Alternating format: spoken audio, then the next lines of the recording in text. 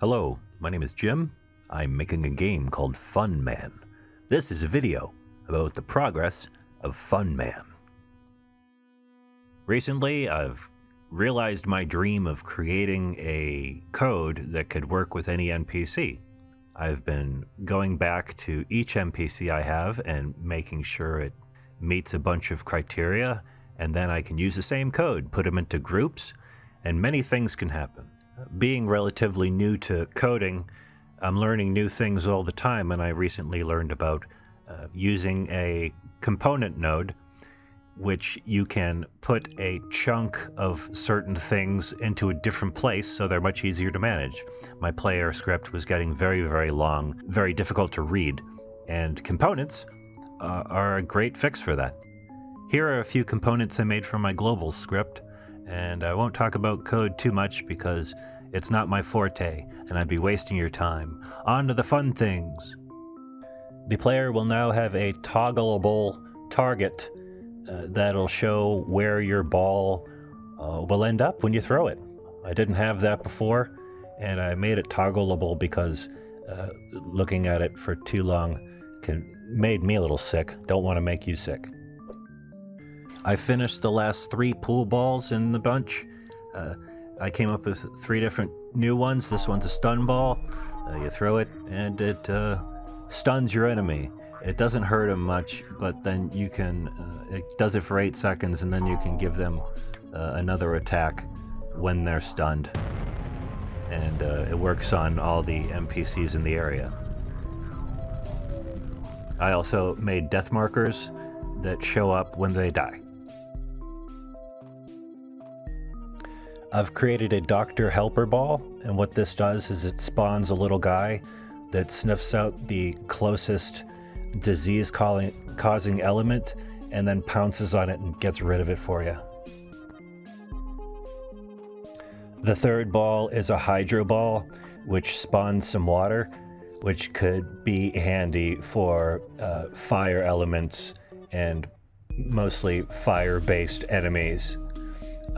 While working on it, I also had the idea that it could also have some adverse effects or good effects that could help some plants to grow.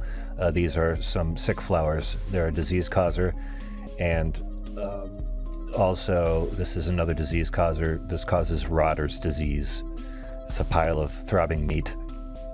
It's not exactly new, but the way that I put it together was new and much more efficient. There are a lot of things that can happen to the character, like he can get burned, he can get wet, things like that, and it was all over the place.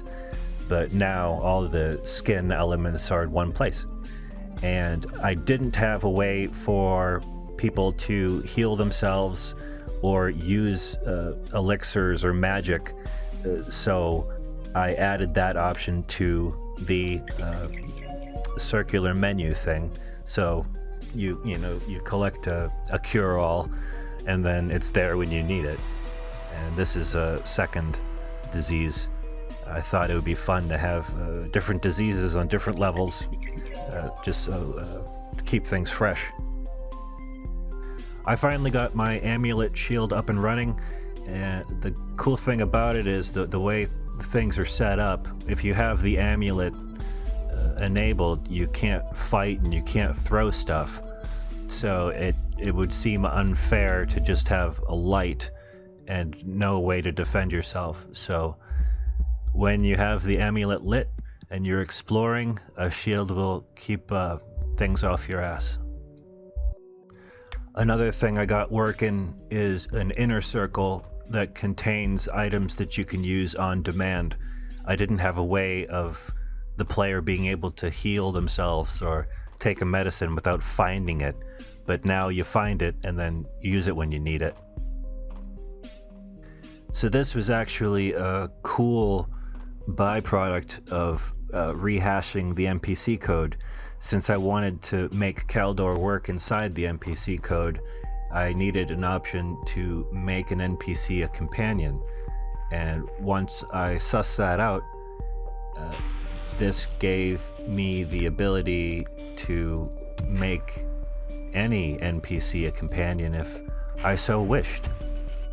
So here's a group of potato rascals which I've temporarily assigned as companions, and they're helping me fight these monsters. Another cool thing is they don't naturally turn on their own faction, but if they accidentally get hit by their own faction, they will then turn their attention on just that NPC and not the entire group. So far, we'll see how it goes, making changes every day. So a few things that I'll show soon, but they weren't really ready for showtime now, were dialogue. Getting my dialogue system working correctly, and that in turn, I'm going to use that to help with my quest manager. Those things they're turning out very, very nicely. I have a very, very simple system that just does a few different things. It gives you money, sends out signals. You can ask someone to be a companion if they're available, stuff like that. That'll be next time.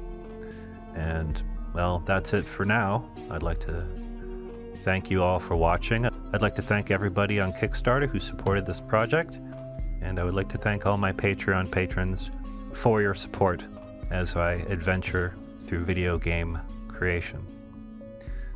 Thank you again for watching, and I wish you a pleasant evening with the most wonderful of dreams.